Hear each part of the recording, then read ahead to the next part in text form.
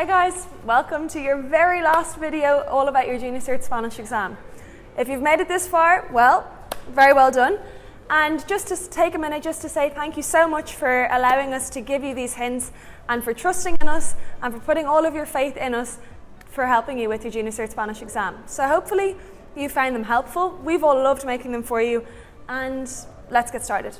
So today, for the last video, we're going to be talking about the final two sections of your exam that we haven't covered yet, are sections A and B of your written expression section.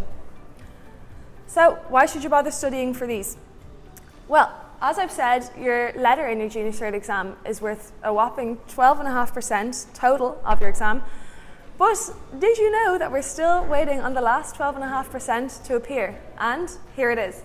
Sections A and B make up the final 12.5% of your Junior Cert Spanish exam. Now, so that's one page. If you got that one page down, if you smash that page out, that's another 12.5% in the bag. Let's try and get full marks. There's no point spending hours and hours studying for your letter and producing this beautiful piece of written Spanish at the end of your exam and then letting yourself down by having a really poor sections A and B. So what do you need to know? Well, section A is all about numbers. So not necessarily just the numbers 1 to 100, but a little bit more than that. So in a nutshell, yes, you will need to know the numbers 1 to 100. You will then need to know the hundreds, but focusing on the irregular hundreds, so 500, 700 and 900. You need to check your notes for these and make sure that you have them learnt off and you know how to spell them correctly. You will also need to know the ordinal numbers, so how to put things in order, how to say 1st to 10th in Spanish. Usually they won't go any higher than 7, but I would say learn how to say 1st to 10th just to be on the safe side. You will also need to know how to write a year out in full, and that is because it is almost guaranteed on every year that they will ask you how to write 1982 or 1873 or 1641 out in full. Remember, for example, let's take 1994. In Spanish, you literally have to say 1994. So you do need to know how to write those out in full. All I would say is learn your numbers well, bag an easy 10 marks, why not? And then you are set for section B. So section B is 30 marks. What I would say to you here is you're going to be given 5 sentences to translate into Spanish. Each of these sentences is going to be worth 6 marks. First thing first, you need to keep an eye on your verbs and your verb tenses and make sure that your Spanish tense matches the English one. Is the question in the future, the present, or the past? What tense are you using in Spanish? Even if you have the right verb, if the tense isn't right, it's still not conveying the same message, so you're not going to get the best marks. Second thing, do not leave a blank. If you can't answer the question in full, at least write something. If you know one word, if you know one verb, anything, write it down. You could still get a mark out of 6. If you leave a blank, it looks so bad because you're literally telling the examiner that you want 0 marks.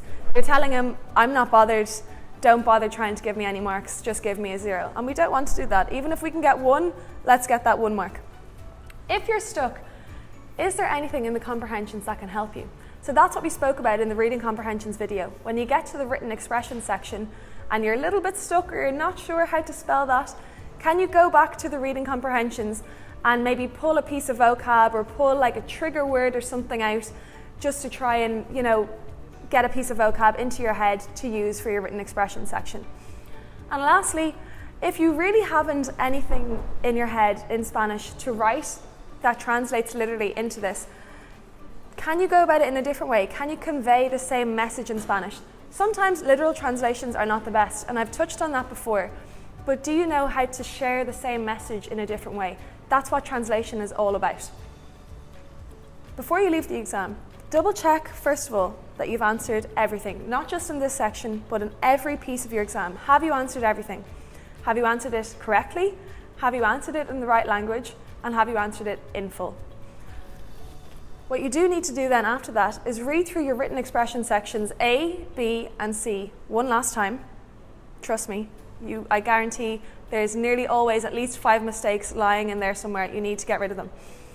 Then, the amount of horror stories that I've heard about this, make sure that everything you want to hand up is handed up. Do not leave the exam with half of your letter in your hands or half of your listening comprehension in your hands. Make sure that everything you want to hand up is handed up and it's labelled. And lastly, give yourself a big pat on the back for all of the hard work that you've done for your junior cert, and go and enjoy your summer. Thank you so much for all of your time, and I really hope that these videos helped you guys. Best of luck, buena suerte, adios.